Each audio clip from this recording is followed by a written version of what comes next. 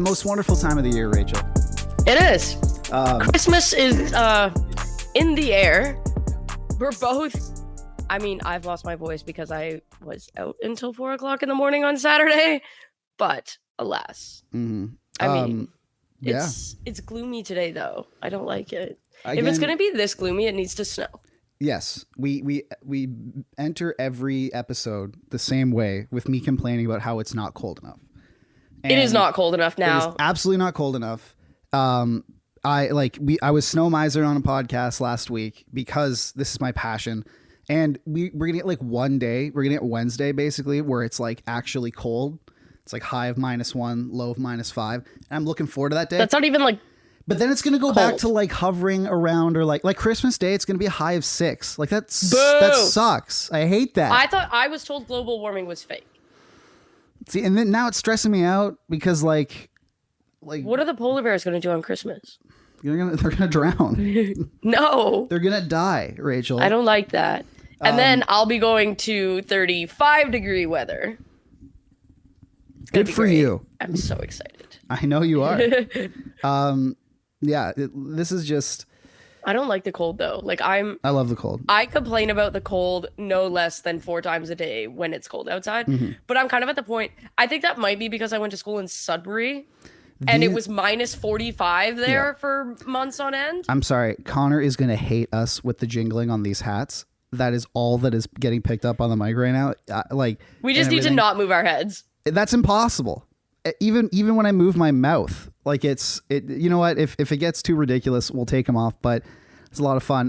Rachel, this is our nice list episode. We're Santa's elves. We're Santa's elves. We're whimsical, which fun. Is why I'm wearing a red elf pajama costume and why thingy. I'm not, because I feel like this year, normally I'm huge in the Christmas spirit and I'm huge on like enjoying the Christmas time, but this year I feel like Will Ferrell's dad in Elf. I've definitely lost all my Christmas spirit. You know, I'm just chugging along, and I feel like the nice list might bring our spirits up, or at least bring get me to believe in the magic again. Yeah, I mean Christmas can be a tough time of year. The holidays can be a tough time of year for people, particularly this year. It's been really tough for me. Like I said, I was out until like 3 o'clock on Saturday night, Sunday morning, technically. I came home, like I'll be open with it. Like I came home and had a full mental breakdown. Just like everything that's happened the past couple weeks is just kind of hit me all at once. And the fact that there's no snow on the ground, it doesn't really feel like Christmas. Like I don't know. I'm not like, I haven't even decorated my tree, which is not like me at all. I've only watched The Grinch twice. And if you know anything about me, you know that that's like a near daily occurrence in December. So yeah, I'm hoping that the nice list will kind of give us an elevated spirit, because I have not done 1 single ounce of Christmas shopping yet. And yeah, it's not like Christmas is on the weekend or anything. But hopefully this will sort of lift the spirits up and everything. And look, I did a great stream last night on Twitch. We're making our way through the Arkham trilogy, which actually will tie into our nice list really briefly. But and what was great is that they've turned into sort of like group therapy sessions in a way. Like they're like people will come in and they'll. Okay. And if I feel like I'm very lucky that people seem to feel comfortable enough with me that they can go and be like, hey, I didn't have a great week, and we talk it out, and it's nice. So I just want to give everyone a shout out if you're doing. Hopefully this will lighten your spirits up. Rachel, let's get started. Why don't we get started here? Let's. And ladies first. Chivalry is not dead. Why don't you get us started on the nice list? Yeah. On the nice list, I have the 2022-2023 iteration of the Toronto Maple Leafs. For one reason and one reason only. They won a playoff series. They allowed me... They caught lightning in a bottle. ...to feel a catharsis and like a celebration that I have not felt hockey-wise in quite some time. Soccer, I feel it on a near yearly basis because of who I support, among other things. But the Toronto Maple Leafs winning a playoff series, it being John Tavares, the guy who was the big signing, came home, scored the goal to take them over the hump. Yeah, it was just kind of, it was one of those things where I remember that week vividly. Like, the spirits of the people in the city that we live in were just uplifted. And you're talking about, like, COVID had presented a really dark time. There's a lot of depression happening. We're coming out of a really long winter, all that crap. And we get an overtime that actually goes the way of the Leafs, which LOL. Well, we get an opposite sort of like script of, it seems like every playoff series the Leafs go into, where they outplay their opponent and it gets down to crunch time, overtime are the biggest moments, and they don't show up in them. Right. They pull what I like to call a 2023-2024 Pittsburgh Penguins on Saturday night. This past Saturday night, where they just they you know, it's a big sort of narrative moment for them. Mike is having issues keeping his hat on his head. And so but they showed up, and the thing is, it was the opposite in that they got outplayed pretty much that entire series by Tampa. Yeah, and they didn't get goalied for like one time. Mm-hmm. And then the next series they got promptly very goalied. The most goalied. That didn't happen though. But that didn't happen because they won a playoff series, and that call, like Chris Cuthbert's call, like they finally got lightning in a bottle, like incredible, great job. Also on the nice list, Chris Cuthbert. Yeah, for being he's done a great job. Great. But it's also very funny, like, you know, you'll be in the like you'd be in the bathroom of the press box, and you're just like at the urinal or whatever, and it's the middle doing urinalysis as Peter Baugh did last night in Colorado. Exactly, during urinalysis. Shout out Peter Baugh. And like you'll be doing your thing, it's intermission, and you'll hear like, how's it going, you know, like, you know, because Chris Cuthbert, it'd be like Chris Cuthbert and Joe Bowen, like the two most like distinctive voices, just walking in the hall. We'll be like, holy Mackinac, I need to pee, and like and like, how's it going, like it's weird to hear it, you know. It was my third year in the press box full time, and like it's very odd to hear the voices you're used to hearing through your TV just be there in person and talk about normal stuff. Yeah, and the thing, like, how's the wife? You know, like that kind of thing. So like, okay, I'll give you an example. Like Mike Johnson's TV voice and Mike Johnson's regular voice, and like James Duthie the same. Their regular voices and their TV voices are not totally aligned. Like they're not the same. They have to, like, they do warm up and like whatever. Joe Bowen steps exact same on the radio, and like he steps off the radio. Chris Cuthbert, the same. Like when Chris Cuthbert calls me to ask for the pronunciation of like a German player, I feel like I'm talking to the television. He's like, Rachel, how are you today? Like that kind of, you know. And Joe Bowen, it's like the exact thing. Like I you know, we have pizza. They give us pizza in the press box, and I was picking the pineapple off mine, because I hate pineapple on pizza. Whatever, Mike. And they ran out of pepperoni. And so I'm like, oh, I'll just have like a bacon piece. I'll just take the pineapple off. And Joe Bowen was like chastising me he's like, didn't your mother teach you not to waste food and stuff like that? And it's weird to have like the voice of your childhood like chastise you. Damn it. I'm like, I'm a bad son. He's like, that you are. Like, you know, but yeah. Mike, notably on the naughty list. Exactly. And what's funny too is Jim Ralph is also like, oh my God, he kills me. Exactly. He's so funny. It's because him and Joe, they're complete, like they're like yin and yang. Like Joe Bowen will be like, oh my gosh, this is the craziest thing ever. Like, blah. and Jim Ralph will be like, that was wild, man. That was crazy. Like it's, by the way, have you heard, I might have to, oh geez, the second time I haven't muted my computer. Have you heard the infamous look at this, look at that call? Yeah. I'm putting that guy on the nice list. What an incredible.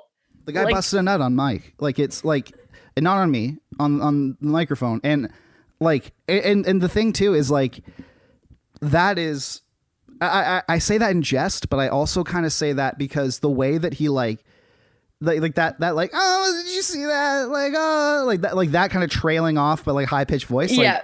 There's no distinctive difference between that and the other. It's very hard to fake that. So I want to give him credit. I hope that guy doesn't. I hope that guy has a TV voice and a not TV voice, because me too. Yeah.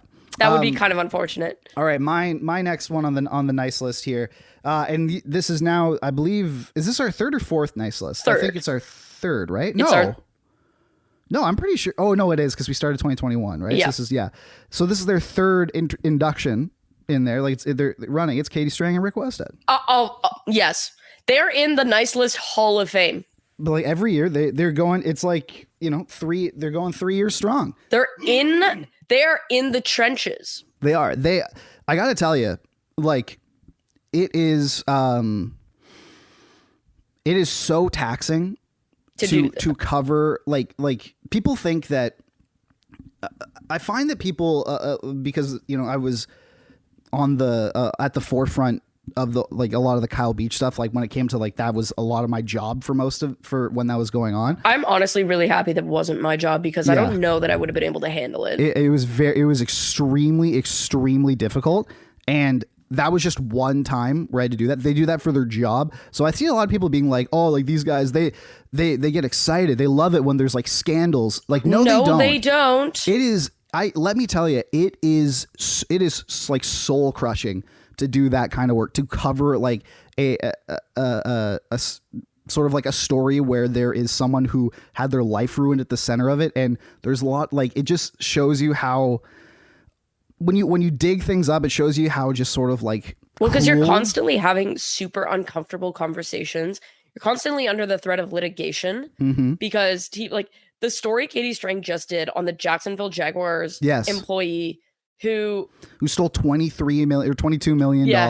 Also, that naughty guy, list, perma nihilist. But also, my favorite part of that is that they reached out to FanDuel, and apparently FanDuel was like, there's a good chance, like statistically, we looked into this is the worst player who has ever been, because he lost all of that money on bets.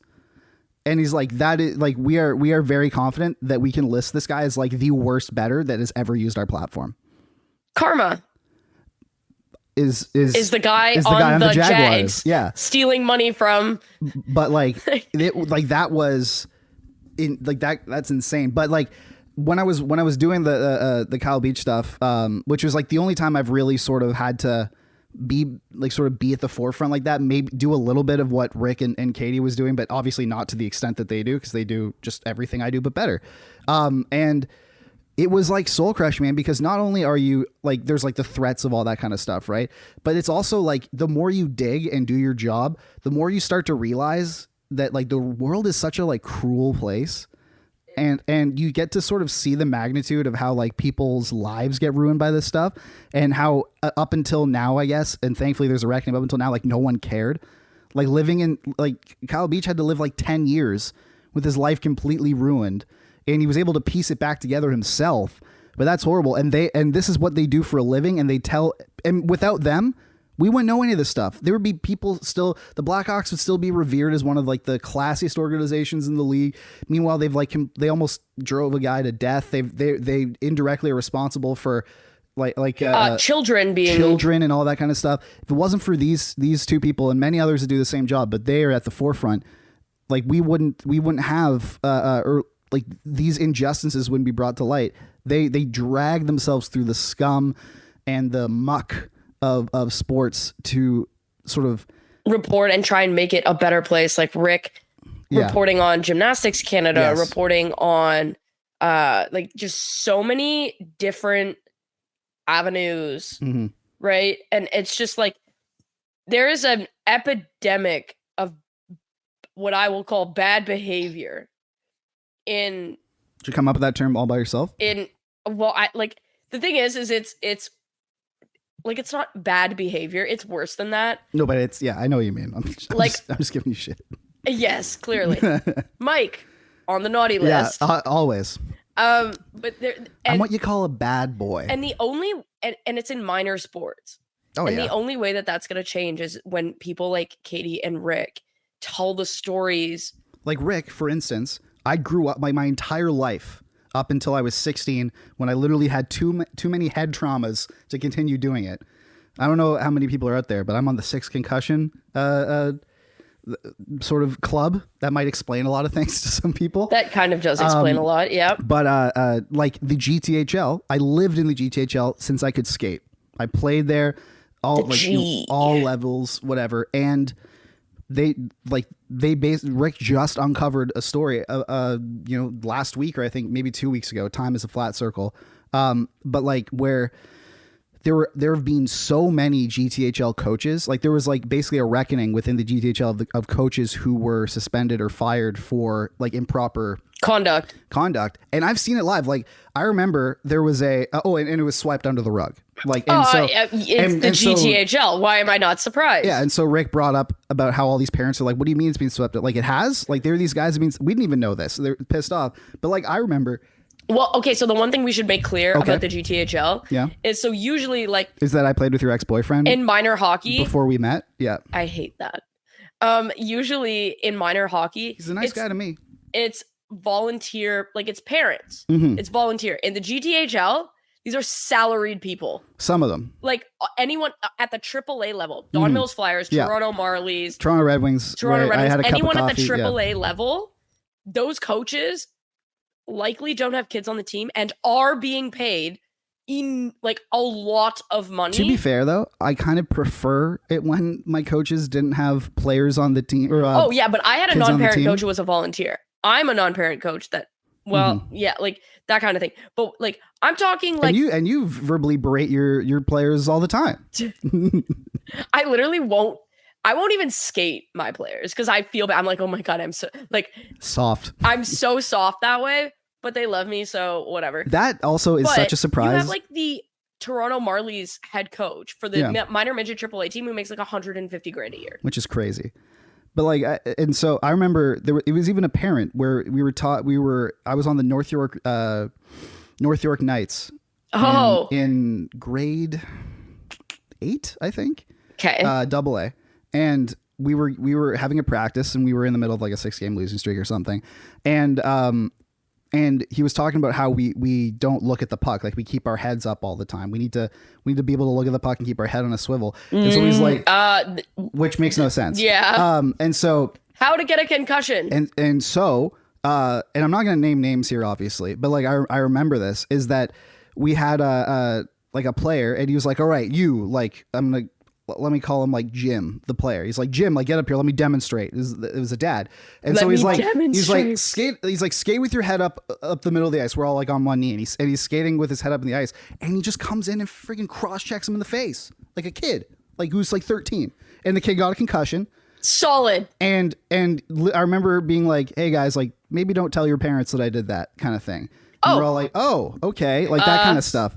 And that was just one example. When I played in the East Ender Ticats, this is a funny story. When I played in the East Ender Ticats, not funny, but this was grade 7. This was my first or second year in AA, because I'd played select all the way up, and then my parents were like, hey, we can finally afford to do AA. Let's do this. I'm like, great.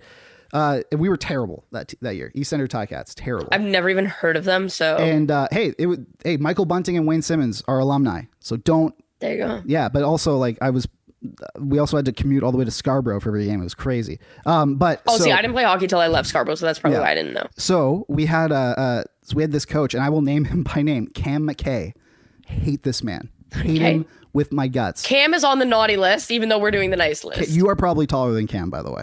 Like, and he's a grown man. He was like 40 at the time, or maybe older, 50. He was also either a retired or about to retire cop, and. So this is going south very quickly. And so we were just doing bad the whole season because we're kids and all that. And I remember there was one game where it's like 6-on-5, and I hear and I'm a winger. I was always a left wing. And so I'm lining up to the faceoff, and I hear him just screaming at me from the bench. No idea why. The puck gets dropped or whatever. And apparently he was screaming at me to like switch wings or something. So I was like, I'm a left shot. So he wanted me to like do a different shot or whatever. And he called me like an effing idiot or something on the bench. So I remember going to confront him. Yeah. After the game, like, cause someone told me, like, I sat down, we're like, oh man, too bad, sucks. And then like my friend was like, you know that Cam called you like an effing idiot, right? I'm like, excuse me. And so I got up and I'm like, yo, Cam. I'm 12 years old, but I'm just like, I'm not going to let like this, like I'm taller than this guy right dweeb. now. I'm not going to let him talk to me. So I go up and he's coming off the bench. We'd already in the dressing room. He's coming off the bench. And I go up and like, Cam, like, you got something to say? Like, say it to my face, basically that thing. And as I'm about to get those words out, I almost get bowled over by a parent go up, and he goes up to me, goes, "Did you kick my kid?" to Cam, and Cam goes, "What?" He's like, and Cam goes like, "Yeah, I did." And I'm like, "What?" And basically, all of a sudden being called an idiot doesn't seem so bad. And so I'm like, "Wait, what happened?" And there's a kid, his name was Diego. Apparently he, like, Cam was like, "Go out there," because it's a 6-on-5, right? And Diego was like, "No, I'm too tired." Which, like, okay, Diego, like, come on. But, and so Cam, like, was like, "All right," then moved down and, like, kicked him down the bench, basically. You can't do that, number one. And then so these two guys almost, like, they were ready to fight. Like, they were in their faces were like this close to each other. And the only thing that broke them up was that one of the refs was an off-duty cop and was like, "If you throw punches, I will arrest you. I have my handcuffs in my bag," like all that kind of stuff. It was crazy. And then, so Cam got suspended for the rest of the season. Yeah, rightfully so. So the next year, I'm on the North York Knights. We play a game. It's on Sunday. It's on like I remember this. It's on a Sunday night. And you know, that's the kind of game where, like, the parents, like, I didn't even really want to be there. Like, the parents didn't want to be there. It's a Sunday night. You just want to be able to get ready for the week. But no, you got to drive your kids all the way up to like a Canland Sports Complex or something. Yeah. And play. I'm going in the warm up. The refs come out. Who do I see as the lead ref in that game? Is it Cam? It's Cam McKay. And so I go, "Oh, this will be good." And he gives me like a dirty look. So we play. It's like the first 5 minutes of the game, and we're in a corner, like in a board battle or whatever, and I get hit, like not like egregiously. It's just like a normal board battle, whatever. Yeah. And Cam stops the play and goes like, "Number 81 roughing," and I go, "Are you serious?" I was the one that actually got hit there. And I was just like, I remember the exact words. I'm like, "You kidding me, Cam?" And then he kicked me out of the game. Because I literally just went, "Really?" Like that kind of thing. And so thankfully the coach who gave the kid a concussion, but he loses his mind at Cam. Yes! Like, loses it. Slay. 2 other players on the bench lose it at Cam. So he kicks me, the coach, one of those players out. Then the next play, that player goes to the same thing and he kicks that player out for nothing. And then Cam got his ref license revoked after that game. I, for one, am shocked. And we got all our suspensions revoked. Like solid, because when you get kicked out of a game, you get an automatic 1 game suspension. Yeah. And coach, like, if those suspensions being held up, we wouldn't have had a team. Like, we already had like 3 lines and 3 pairs. We literally would have been out of line. So anyway, that's what's going on in the GTHL. At least what was going on during me when I was there. And there's like all kinds of videos. There's a lot more stuff than that. Yeah, that's just the tip of the iceberg of what I saw. Oh yeah, it's bad. Yeah. So good on Rick and Katie. They're on the nice list. Cam, naughty list. Exactly. Any coach who does that, naughty list. Crazy stuff. All right, Rachel, you're up next. Sorry I hijacked with my GTHL stories, but I thought that was kind of funny. I'm putting Jumpstart on the of course. nice list. 1, they're our charity of choice. But 2, because I've been like working with them now for quite a few months, I get to see firsthand the work that they do. Yeah. And the smiles on these kids' faces when they get access to participate in sports, or even Jumpstart runs seminars for kids who don't necessarily want to play sports anymore, but maybe want a career in sports. And they bring in people like Shireen Ahmed and Kate Burness and Rick Westhead. Can't really learn from anyone better than that. Or even people who want to learn and be able to talk about it on the playground with their friends. Yeah, that kind of thing. Like, you just want to learn. They're teaching kids communication skills, confidence, like just so many important life skills that go beyond we're going to help you play soccer, hockey, basketball, like whatever. And so I've really come to appreciate, because I never really understood it before I got involved. And now that I'm involved in it, I'm really thankful that I am, because this is the kind of thing when we talk about, like, when you and I were young, we would just like play outside. That's not really a thing that happens anymore, I've noticed. I don't like that. Because kids are always on their damn phones. Fair. But no, I know what you mean. Yeah. Like, it's one of those things where, at least in underprivileged communities, there's still, like, there's accessibility that's being made possible by people with money. And I think that that's great. And so when I look at what Jumpstart does and like the impact it's having on the kids, yeah, absolutely, that's like, it's a tangible thing. And we see something like it's not a Jumpstart thing, but Sidney Crosby has been donating equipment to kids in Pittsburgh for so long that Logan Cooley, who's pretty good, was one of those recipients and got to play against the man who was quite literally the reason he plays hockey. Like he's funding, like Sidney Crosby's helping fund the next generation of hockey. There's a good chance that without Sidney Crosby's generosity, we don't have Logan Cooley. The Arizona, also, here's what's crazy is that there is a chance that without Sidney Crosby's generosity so long ago, the Arizona Coyotes might have moved. Because if they don't have a prospect the level of Logan Cooley to like pump up for investors and stuff, who knows, man? Yeah, and the thing is like there's no pomp and circumstance around and you wouldn't know any of that. Sidney Crosby's never gone on the record to say that stuff. It's only Logan Cooley being like, I'm here because of him. Right. And I guarantee you he's not the only one. Like there's other players, there's kids in Nova Scotia. And so anyone who does like that kind of thing, you never know. There's definitely a jumpstart kid that absolutely maybe they're not in the NHL, but maybe they're playing soccer or maybe they're playing basketball. Like the amount of work that is done in the community gets overlooked a ton. We should invest in a kid. Yo, we should have a jumpstart kid. Like we should make like one of the jumpstart kids our kid. And so to the point when they make the NHL, we get a cut. We get a piece of that. No, I don't even want that. I feel like it'd be fun to have a jumpstart kid. For them to be like, hey man, like I'm the top line center on the Columbus Blue Jackets now, but if it wasn't for Mike Stevens and Victor Gorey, see, I don't even care about that. I do. I want the recognition. No, all right, next one. But it would be kind of fun to mentor like a jumpstart kid. That'd be awesome. To sort of have like it's like the podcast kid, you know? Yeah. Yeah, that'd be cool. I like that. All right. Next one I have is Julian McKenzie. I love Julian. Julian's one of my good buddies, but also Julian is an example of someone who, like, I always have a really, really, really soft spot. What is a spart? I said soft spot in my heart. Oh, that's how I. A spart is a soft spot in your heart. I got a soft spot for people who worked like a ton of jobs, grinded, worked their way up, don't have like connections, so they earned it through like hard work. Not to say that there are other people who have done that who aren't qualified, but like Julian, dude, I was watching this guy on like Watch Mojo, you know, when he was like grinding there. He did a million different things, and now he's killing it on the beat in Calgary. He's got his own podcast with Chris Johnston, with CJ. You know, he's a respected voice. You know, every time he comes into town, it's like one of my favorite things because he's just such a nice dude.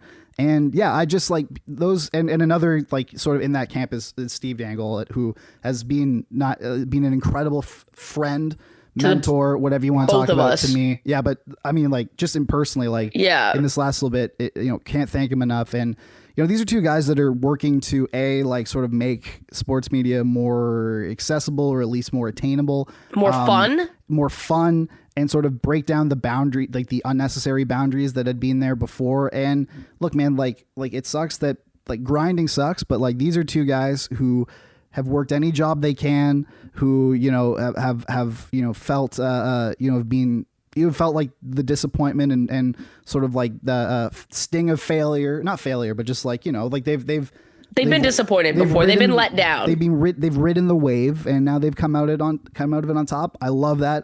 I love to sort of pinpoint that. And they're two great guys. And I like the work that Julian does in as like a racialized background, Zone Time and like, all that. Yeah, like I really appreciate the work that Julian does. Not only to get to where he got, but to make it like he goes out of his way to open the door for other people that would not traditionally have a chance. Like he'll have a conversation with anyone. He'll consistently bring up like different boundaries and try and make it better. And I think when we talk about using your platform for good, Julian McKenzie is somebody. He's someone who absolutely does that. He does that. Yeah, I think it's really important, and I'm really like, I just love seeing good people succeed, especially in this industry. And yes, Julian and Steve, these are two phenomenal people who work their butts off and who pay it back. You know, because it's easy to get to the top of the mountain and then be like, listen, I'm comfortable here, and I'm just going to ride it out and sit in my ivory tower, you know, and look down upon the peasants. There's a lot of people in hockey that do that. There are a lot of people who do that. And I've been lucky enough to know two guys like that who don't, and who put up with me And it's very nice and put up with a lot of other people. They're great. So yeah, nice list. There you go. Congratulations. You kill me. Congrats. Congrats. You made it. You made it. You did it. This is your crowning career achievement, clearly. Oh my God. I'm going to do this. Okay. Continue. I don't know if I'm going to, but that's funny because now it's going to stay on your head and I kind of love it. Because I'm not sure if you could notice, but as I talk, it would just slowly move back. So Mike has this habit of shaking his head and it's never been more pronounced than it is right now. I'm just get really emotional about things. All right, continue. Go for it. I'm going to go with a trifecta of individuals. Okay. I'm going to go with Spencer Knight, Mhm. Sam Gerard, Mhm. and Oliver Shillington. And the reason I'm going to go with them, Yeah, what makes them interesting? so Mike and I have been open with the fact that we both battle mental challenges, mental illness. Mm-hmm. There are more challenges for me, the concussions and whatnot. And Sam Gerard was open about taking time off to deal with anxiety and depression, and he's in the player assistance program. Mm-hmm. And Spencer Knight did the same thing with anxiety. Oliver Shillington has not played for Calgary this year because he's been battling mental illness and he's taken some time to take care of himself. There's actually a fourth person I want to add to that in Connor Ingram. I was going to say, Yes. Then there's Connor Ingram. With OCD, which is, again, another terrible mental illness to deal with. Yeah, they're great. So, I guess I'm going to open up a little bit here. 5 years ago, having a mental illness in the National Hockey League was not a thing. Yeah.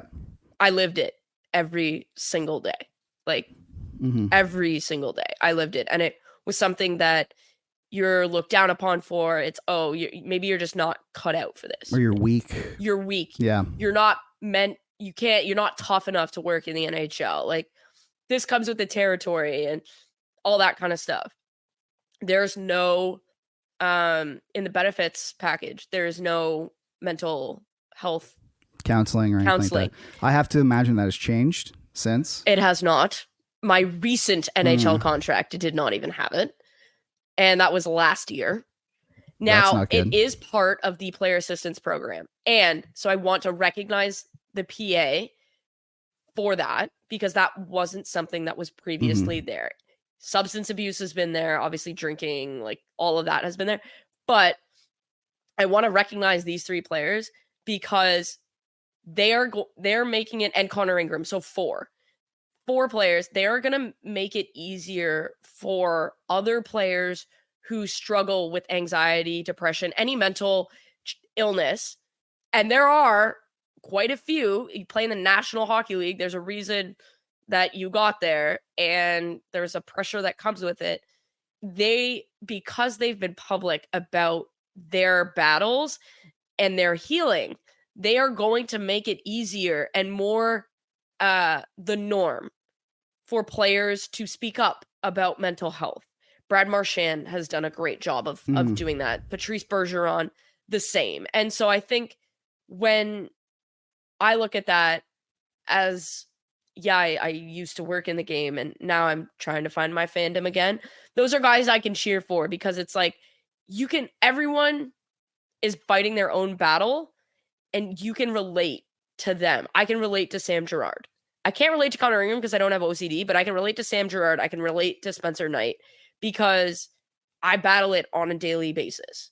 And it's something I've sought help for. And to see hockey, which routinely is a tough man sport, blah, blah, blah, all that other, the nonsense, to see them say, nope, my mental health is important and I'm going to take care of myself. I think they're going to be a catalyst for change. And so they, by doing what they've done the past year, have made the NHL and kind of the NHL adjacent sort of group a more welcoming place with their actions. Couldn't have said it better myself. Another addition to the nice list I have is the next generation of team social managers. And what's great is that there is basically like an entire group of like ambitious young women who are taking or dragging these iconic teams into the 21st century. The Queens. With awesome content. I want to highlight two that are doing both phenomenal jobs. Kaylee Allard and Elaine Cavalieri. Kaylee with the Vegas Golden Knights. I got to see firsthand during the Cup final. Yo, she was unreal. She was killing it, and she takes a lot of pride in that. And she just, it's phenomenal. She does an amazing job. And we've praised the Bruins a million times for their for their off ice sort of like behind the scenes cool like social media, and also just like behind the scenes content. And that's the brainchild of Elaine Cavalieri. Like their TikTok is second to none in sports. It's incredible, just in general. And also we talked about the fact that like the Bruins, like when it comes to behind the scenes, like their ongoing behind the scenes series, like they produce at a clip and a quality that no one else can match. Like I don't know how they do it, but they do it like, and there are so many others that are doing a great job. But the two that I just like, I know just the most and can see the most, just from their work that are at the forefront of my brain are those two. Nice list. Absolutely. Like with Julian, like it's great to see people who, who aren't in the traditional, hockey stereotype lifer exactly type thing come in and absolutely kill it. And credit to the Bruins for allowing her the platform, to do it and really trusting her, because there's nothing worse than when you have somebody like Elaine or Kaylee who has all these very clearly fantastic ideas. Yes. And then they don't get a chance. And it's always like, no. We're original six team, this, that, the other. But no, like they're doing a great job, and it's helping their brands. It's helping their, it's helping everything. I'm right there with you. I've loved the content. Mm-hmm. And yeah, it should be pointed out that it's a bunch of women that are doing it. Like it truly is incredible. Listen, the NHL is they're not ready for our beautiful queens. They're really not. They aren't. So congratulations, guys. Great job. Rachel, you're next. This is going to be controversial. Oh boy. Jacob Trouba is on the nice list. I'm going to make it extraordinarily clear. He is not on the nice list for his play on the ice. Jacob Trouba in the community is an incredible human being. Mm-hmm. First of all, this is the man that forced his way to New York so that he could support his wife becoming a doctor. He said, I can't play in Winnipeg, not because I don't want to play in Winnipeg, because I need to support my wife. This is a National Hockey League player that said, I'm moving.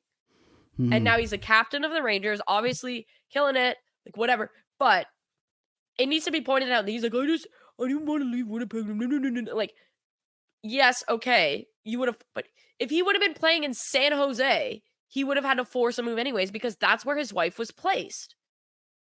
So, one, supportive husband. We love that. I've offered to do that for Florence Pugh a million times. Well.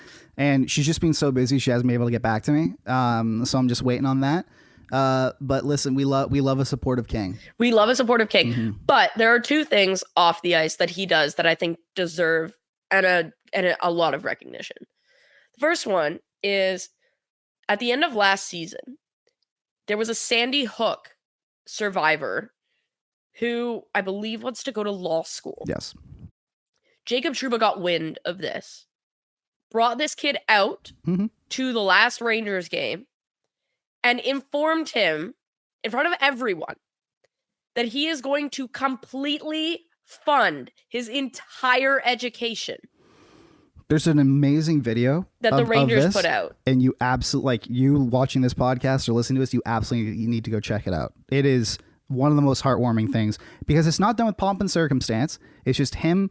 The Rangers happen to film like a cool interaction between him and the kid. Yeah, he just like skated over. You could see like they introduced him. They had to like zoom in. Yeah, and they had to like he wasn't mic'd or anything. You could barely hear it. And he gives him his jersey, and it's basically just like, I believe in you, and I'm gonna fund, because like we talk about with sports with Jumpstart, but like there's a huge hurdle in even just academic pursuits is financial as well. So to be able to have that, exactly, that takes away so much stress from this person. Like it allows him to succeed even more. Yeah. because now they don't have to like worry about being with student debt when they come out Yeah, of it. because law school, as somebody who researched it, law school in the United States is going to put you in the hole about $250,000. Yeah, look, I have the LSAT study textbooks in my Did you write yours? no, I studied for it though. I wrote mine. It's very, very difficult. And I have them in my childhood room. And let me tell you, it is expensive. And it like, and all that. And also, when this person is going to school, they'll be able to focus just on school. Yeah, they don't have to go get a job. They don't have to worry about where their books are coming from. Or if they want to get a job, that's fine. But they can use that money to like live life and not like make up a deficit, but like to actually enrich their life and study, which is amazing. Right. They're not going to be worried about staying up all night to study and then going to work for 4 or 5, 6 hour shift. Yeah. Or bartending until 2 a.m. and going to class at 6. Like all of that is just really kind. And then the other thing is he has an epilepsy foundation. And epilepsy, it is like, it's a disorder we know a lot about, but there's not a ton of treatment that we've been really able to come up with. And it's something that, especially like in the elderly, and now they're finding out that like there's COVID related things now with seizures. Like it's a huge thing. And so Jacob Trouba has an epilepsy foundation, and he routinely does fundraisers, gets big donations for research and also kids with epilepsy. Like he's doing, when you think about the captain of an original 6 team, this is what you think. Like you think Zdeno Chara and what he did, Patrice Bergeron and what he did, John Tavares and his foundation, Matt Sundin anonymously going to sick kids still, right? Austin Matthews doing the sick kids thing. Jacob Trouba is the captain of a New York sports team. And Matthews goes to sick kids anonymously still. I think it's like every month or so, I think or it's every 2 weeks. Every month or so he's there. Yeah. And nobody ever hears about it. And epilepsy is like, it's really, I lost a really close person to me, to epilepsy, who was my age, like during COVID. So talk about that. Like it's someone who was very close. Like epilepsy it's something that not a lot of people know about.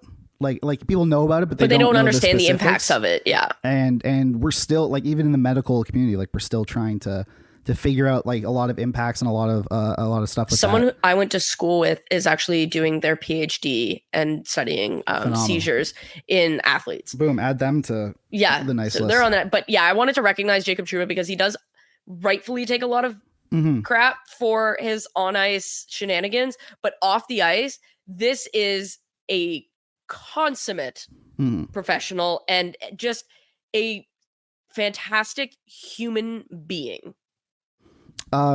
Yes, absolutely. My second last one is a funnier one that I want to list out here, and I'm adding Hugh Grant to the nice list. Actor Hugh Grant. Oh, you want to know why? Okay.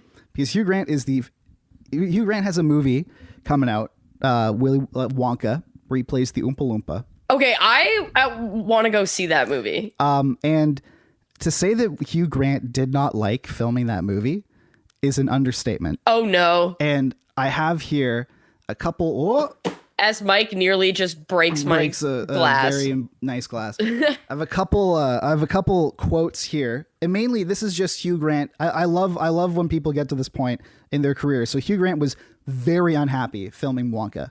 Was he like Jim Carrey Grinch unhappy? Yes, because because he had to because he has to play like a 3-foot tall orange person, so it was all like motion capture, right? And so they put the sort of, so he referred to the rig of cameras you have to put on your head to capture your face as a crown of thorns. Rig. And then his crown of thorns, and which is what Jesus wore when he was getting crucified. Yeah. So I think Hugh Grant can really relate to the fact with what Jesus went through. Then he goes, "I made a big fuss about it. I couldn't have hated the whole thing more. Asked if the ends justify the means, he replied, not really." Then he went. Then Grant later joked that it was nothing personal against Wonka and director Paul King. He just said, "I slightly hate making films now, but I have a lot of children and need money." And I looked through a couple of there's some sort of headlines that flashed up here from in the past. So On December 14th, Hugh Grant absolutely despises being an Oompa Loompa in Wonka. Another one is Hugh Grant asked Emma Thompson if Love Actually is their most psychotic film after first watch. Interesting. Next I one is, love Love Actually. it's great. Hugh Grant did not like it. And then Hugh Grant, in quotes, slightly hates making movies, but I have a lot of children and need money. And the last one is Hugh Grant, colon, in quotes, I have pretty much hated any film I have been in. And you know what? I gotta respect the passion and commitment to that. So I want to put Hugh Grant on the nice list because that's just absolutely hilarious. And I wanted to bring that to attention because honestly, look, anyone, I'm sure there are a million struggling actors who would love to be an Oompa Loompa. However, if I'm Hugh Grant, I've been in a ton of movies. I'm, I probably have a star on the Walk of Fame. I'm a respected actor, and I have to go in a full sort of like leotard suit Looking thing, with like a camera rig on my head to play an orange Oompa Loompa at my distinguished age. This guy who's done Shakespeare and stuff, I'd probably hate it just as much. So I probably wouldn't be all that thrilled about that. I gotta and be honest I love how with you. he's just like, I love how we're now in a world where people can just be like, look, man, like what brought you to this movie? It's like, I just wanted the money. And I like that. That's cool. Fair. Money All right, Rachel. talks. Exactly. What's yours? Okay, so the last one is gonna be, it's like a group of people. Okay. Women's hockey. Hey. Haley Salvian is going to be incorporated in this. So is the CBC with like Andy Petrillo, Tessa Bonhomme, like that group of people. Because finally, after years of nonsense, and I mean utter, Yes. I'm qualified to speak on this because I worked at the CWHL. You did. So, like, And you're a woman.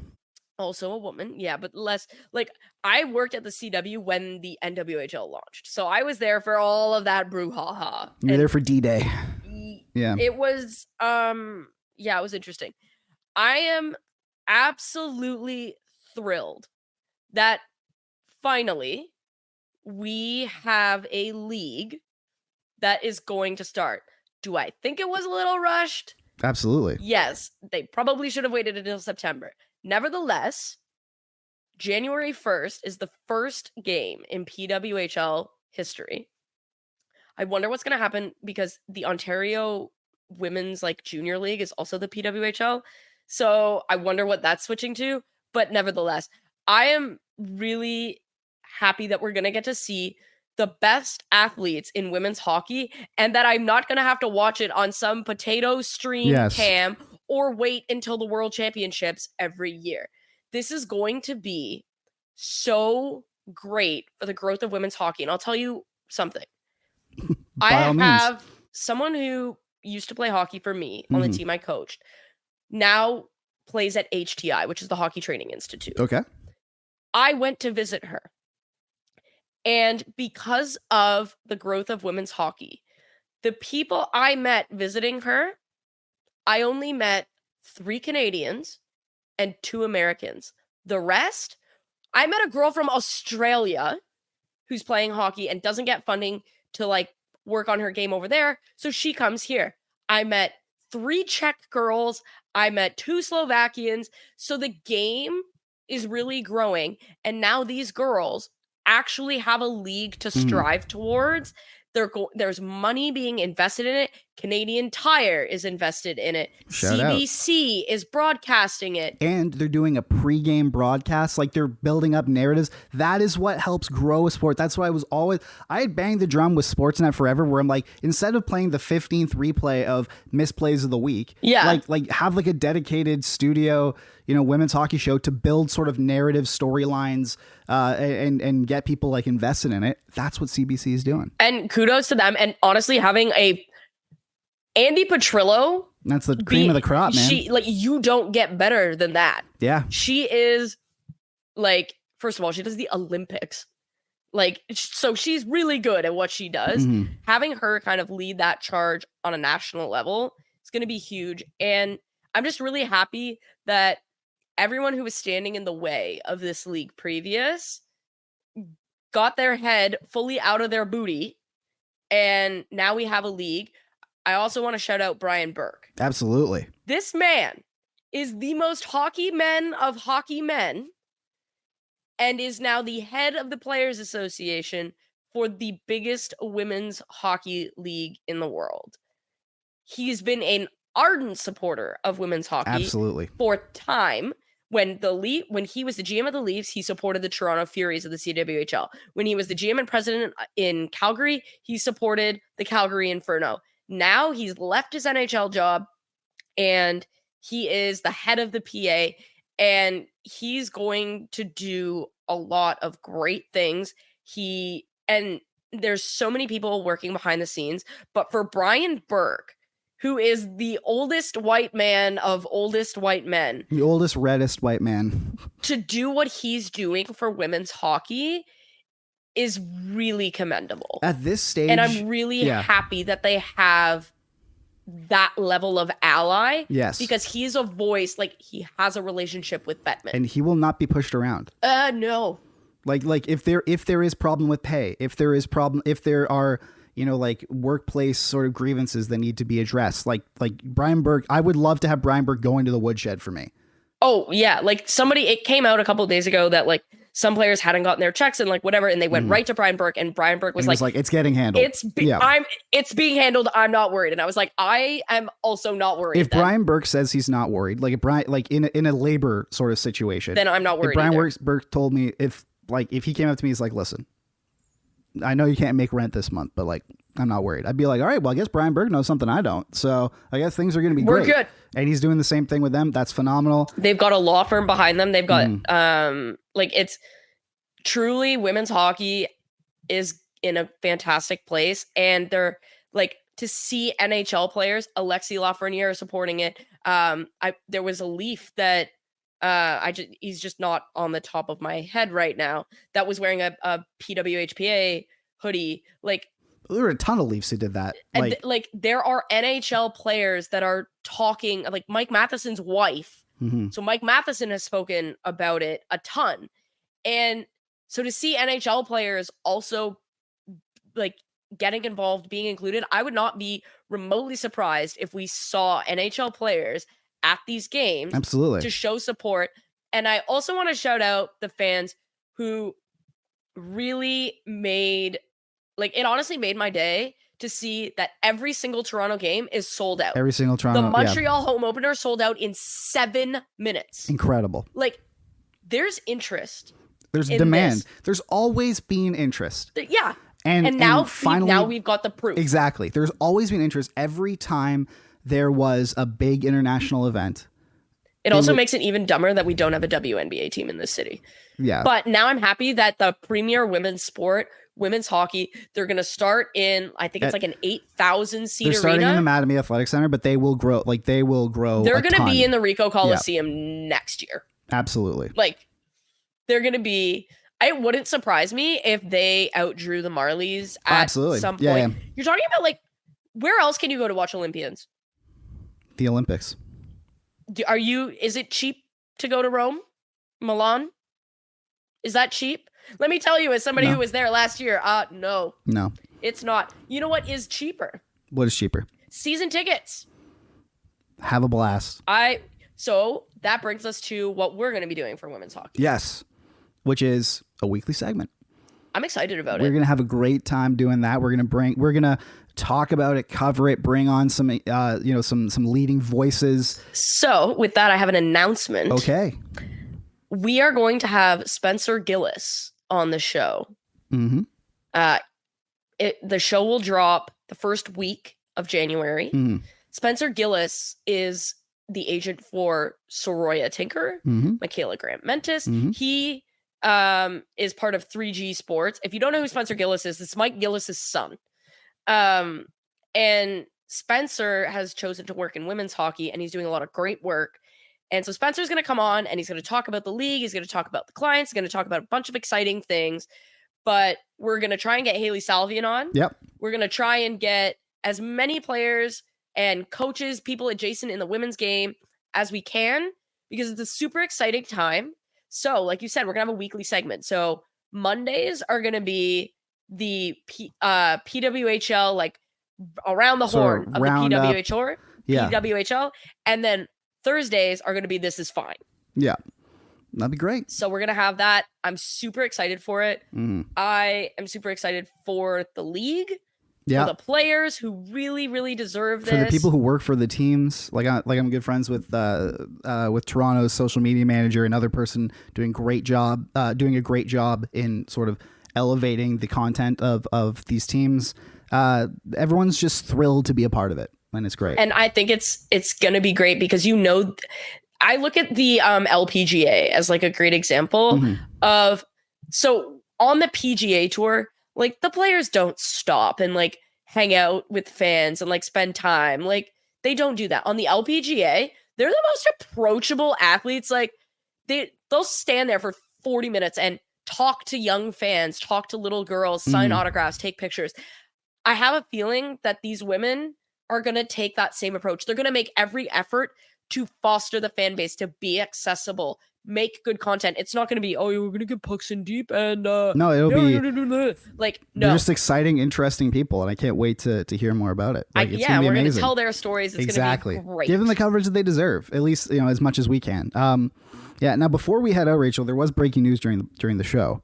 Good or bad? Good, I would say. Oh, nice list. Well, maybe not nice, but it's just if you're a fan of Team Canada at the World Juniors, they've improved their odds because Matthew Poitras is being loaned. Yes. To Team Canada's World Junior squad. Poitras! So that is huge. That gives their forward group like a very needed and like massive addition. We're gonna talk about the Columbus Blue Jackets on Thursday.